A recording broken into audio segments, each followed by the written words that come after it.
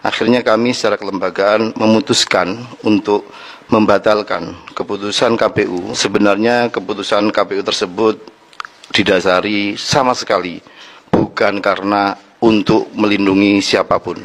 Apa yang sebenarnya menjadi keputusan politik KPU yang menimbulkan kegaduhan dan kontroversi, yaitu soal keputusan KPU yang mengatakan bahwa ada sebanyak 16 dokumen bagi seseorang yang ingin mencalonkan diri sebagai calon presiden dan calon wakil presiden itu tidak bisa diakses dan tidak bisa dibuka untuk kepentingan publik.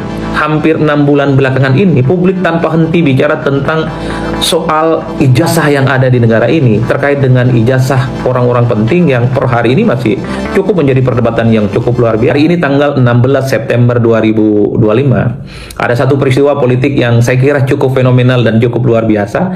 Tiba-tiba tidak ada angin, tidak ada hujan, KPU meminta maaf secara terbuka kepada publik dan kepada seluruh rakyat Indonesia. Ini tentu tidak terlepas karena sehari sebelumnya KPU mengeluarkan satu keputusan yang dinilai kontroversial, menimbulkan kegaduhan dan menimbulkan protes yang bermunculan di mana-mana, terutama protes politik yang muncul di media sosial, protes politik yang muncul di kalangan kelompok-kelompok pegiat demokrasi, pegiat civil society, dan kelompok-kelompok kritis yang lainnya. Inilah yang sepertinya membuat KPU meminta maaf secara terbuka karena keputusan politik mereka telah melahirkan resistensi yang bermunculan di mana-mana hingga saat ini.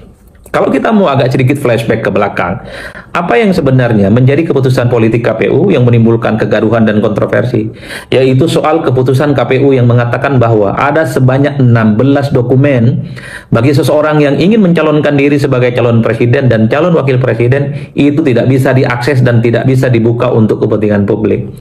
Jadi sekali lagi tanggal 15 September 2025 KPU sempat mengeluarkan keputusan bahwa 16 dokumen yang dimiliki oleh calon presiden dan calon wakil presiden itu tidak dibuka untuk kepentingan publik. Apa saja dokumen itu yang tidak bisa dibuka untuk publik? Adalah fotokopi KTP, kemudian SKCK, kemudian juga soal rekam medis, termasuk juga soal fotokopi ijazah ataupun surat keterangan tamat belajar, termasuk juga soal fotokopi NPWP, tidak terlibat dalam gerakan G30 SPKI, surat pernyataan kesetiaan kepada Pancasila, tidak terlibat dalam hutang piutang yang itu berkeputusan berdasarkan putusan pengadilan dan seterusnya dan seterusnya. Itu adalah beberapa item administrasi yang menurut KPU kemarin tidak bisa dan tidak bisa ditunjukkan kepada publik. Kata KPU berdasarkan Undang-Undang Keterbukaan Publik bahwa dokumen-dokumen itu dianggap rahasia, dikecualikan dan tidak boleh satupun orang yang mampu mengaksesnya. 16 dokumen ini bisa dibuka menurut KPU kalau yang bersangkutan itu memperbolehkan, mengizinkan supaya dokumen pribadinya itu dibuka, atau dokumen pribadi yang dimiliki oleh calon presiden dan wakil presiden ini bisa dibuka kalau itu sesuai dengan perintah pengadilan. Inilah yang saya sebut sebagai historisitas bagaimana keputusan politik KPU inilah yang kemudian menimbulkan kontroversi dan kegaduhan. Apa yang dikritik oleh publik? Pertama, tentu di tengah informasi kita yang sangat terbuka, di tengah era transparansi yang sangat luar biasa. Nah, teman-teman kembali lagi di channel ini. Jangan lupa subscribe dan komen agar tidak ketinggalan informasi lebih lanjut serta informasi terbaru yang akan kita sampaikan. Nah, teman-teman, dalam klip video tersebut di mana KPU mengklarifikasi, KPU membatalkan aturan ijazah Capres dokumen rahasia legislator pada tahun 2024 kemarin.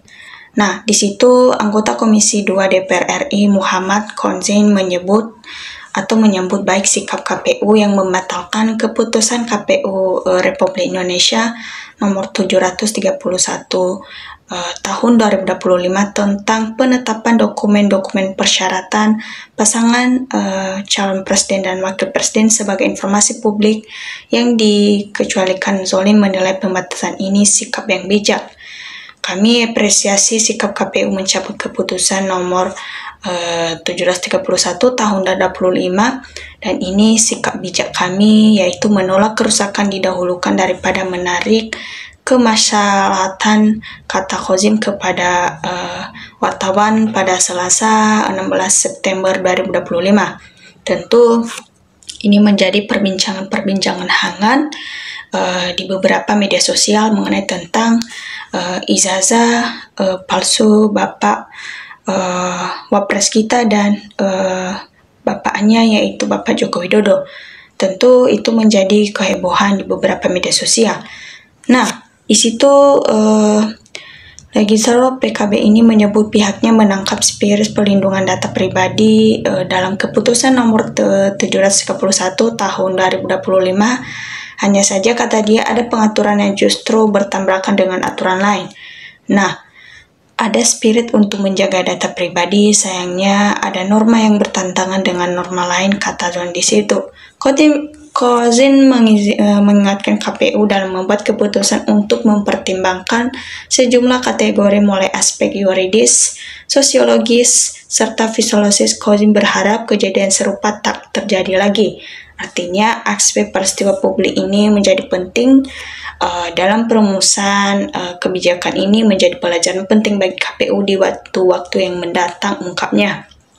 Karena ini menjadi salah satu kehebohan untuk merahasiakan data-data pribadi orang-orang penting. Nah, di situ diketahui juga Komisi Pemilihan Umum atau KPU membatalkan keputusan KPU RI nomor 731 tahun 2025 tentang penetapan dokumen persyaratan pasangan calon presiden dan wakil presiden sebagai informasi publik yang dikecualikan. Hal itu disampaikan langsung oleh Ketua KPU Afufundi. Pertimbangan pembatalan aturan itu disebut Afindi dilakukan karena mendapat masukan dari berbagai pihak dan banyak orang-orang yang ingin bertanya keaslian tersebut. Selanjutnya, KPU menggelar rapat secara khusus untuk menyikapi perkembangan tersebut. Nah, selanjutnya untuk melakukan langkah-langkah koordinasi dengan pihak yang kita anggap penting, misalnya Komisi Informasi Publik Daerah berkaitan dengan data-data informasi dan seterusnya. Artinya, secara kelembagaan memutuskan untuk membatalkan keputusan KPU nomor 731 tahun 2025 ini. Lalu itu dipertanyakan kepada Afifundi di kantor KPU RI Mante Jakarta Pusat pada Selasa 19 September 2025 di situ. Tentu teman-teman tahu bahwa dalam menyingkapi masalah-masalah itu harus benar-benar supaya tidak terjadi hal-hal yang tidak kita inginkan. Selanjutnya, di balik pembatalan peraturan KPU soal data capres ini, KPU membatalkan keputusan itu karena memang sudah dibicarakan atau sudah diadakan rapat supaya mereka membatalkan hal tersebut, dan itu sudah menjadi keputusan mereka agar merahasiakan data-data tersebut. Ya, mereka juga memberikan ringkasan itu, dan banyak ringkasan berita mengenai tentang KPU ini, yaitu 1. KPU membatalkan keputusan nomor 731 tahun 2025 ini yang membatasi akses publik terhadap data-data capres dan cawapres. Nomor 2, KPU punya prosedur standar penyusunan keputusan yang diatur dalam peraturan KPU nomor 1 tahun 2022. Nomor 3, keputusan KPU tidak melibatkan partisipasi publik, tapi masyarakat tetap bisa mengawasinya.